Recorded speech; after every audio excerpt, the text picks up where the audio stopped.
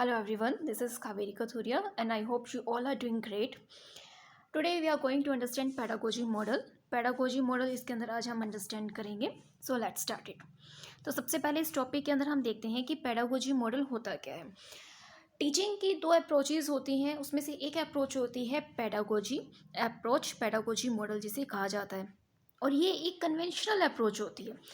इस अप्रोच के अंदर जो टीचर है वो होता है इंडिपेंडेंट फैक्टर, या फिर ये कहें कि जो इंस्ट्रक्टर है वो एक इंडिपेंडेंट फैक्टर होता है, और जो आपका स्टूडेंट होता है वो होता है डिपेंडेंट फैक्टर. क्योंकि स्टूडेंट जो है डिपेंड करता है टीचर के ऊपर, कुछ भी जो उसको सीखना है उसके लिए वो किस पे डिपेंड करता है, अपने टीचर पर, अपने इंस्ट्रक्टर पर डिपेंड करता है. दैट्स वाई हमें यहाँ दो चीज़ें ध्यान रखनी है. जो टीचर होता है वो टीचर होता है इंडिपेंडेंट फैक्टर, और जो स्टूडेंट होता है वो होता है डिपेंडेंट फैक्टर. और ये एक कन्वेंशनल अप्रोच है, पुरानी अप्रोच है जो काफ़ी समय से चलती आ रही है. तो इसके अंदर आपको ध्यान क्या रखना है, अगर इस अप्रोच के बारे में पूछा जाता है तो ये अप्रोच आपको याद रखनी है कि in this method instructor more और less control the material to be learn. कौन सा मटेरियल जो है उसको सिखाना है बच्चों को, जो भी मटेरियल उन्हें पढ़ाया जाएगा उसको कंट्रोल किया जाता है.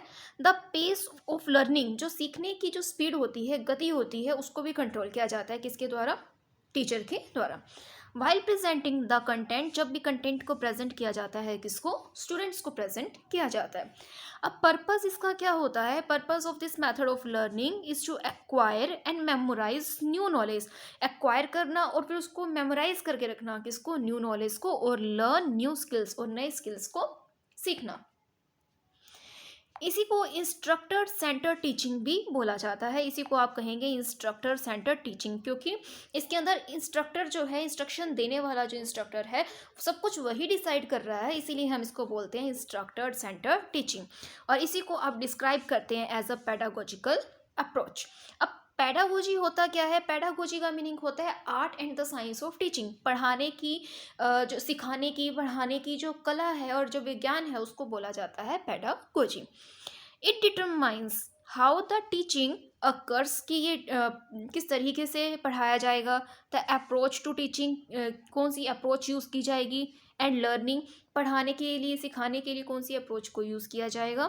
The way the content is delivered, किस तरीके से कंटेंट जो है, जो मटेरियल है, कंटेंट है, वो कैसे डिलीवर किया जाएगा, बच्चों तक पहुंचाया जाएगा.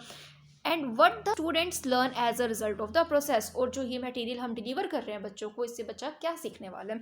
तो ये सारी चीज़ें जो है इसके अंदर डिसाइड की जाती हैं, डिटरमाइन की जाती है. एक और पॉइंट अगर हम यहाँ पर देखते हैं तो पेडागोजिकल अप्रोच के अंदर learner is dependent upon the instructor. Learner depend करता है किसके ऊपर? इंस्ट्रक्टर पे.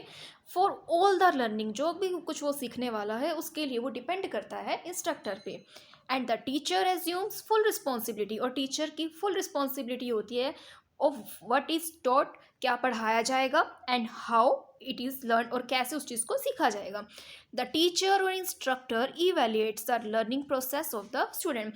और सिखाने के बाद जो टीचर होता है और जो इंस्ट्रक्टर होता है वो इवेल्युएट करता है कि स्टूडेंट ने क्या सीखा और कितना सीखा, तो उस चीज़ को, उसकी परफॉर्मेंस को भी इवेल्युएट किया जाता है. तो ये होती है आपकी पेडागोजी मॉडल, और या फिर ये कहें कि पेडागोजिकल अप्रोच. तो आपको बेसिकली ये याद रखना है कि इसे इंस्ट्रक्टर सेंटर टीचिंग अप्रोच भी कहा जाता है.